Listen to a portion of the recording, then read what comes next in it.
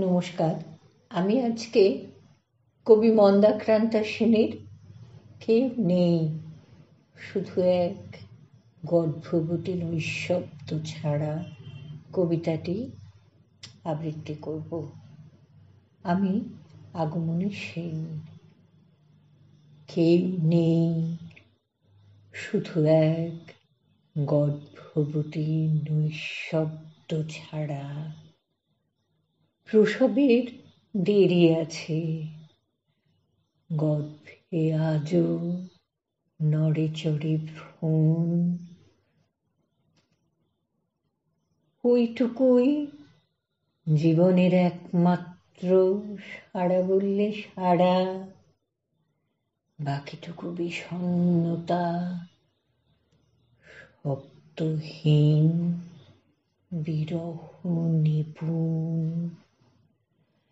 এমন বিষণ্ণ দেশে একা থাকা বরং বিধেয়, অন্যের সঙ্গে ভাগ হয় না এ নীল অন্ধকার।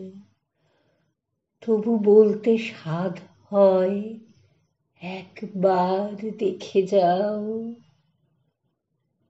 তোমাকে সাজিয়ে দেব ৩৬ ব্যঞ্জন স্তব্ধতার। জানি তা সম্ভব নয়, সত্যি বলতে চাইও না তা আমি। শুধু ওই ভ্রূণ থেকে জন্ম নিক নব সম্ভাবনা।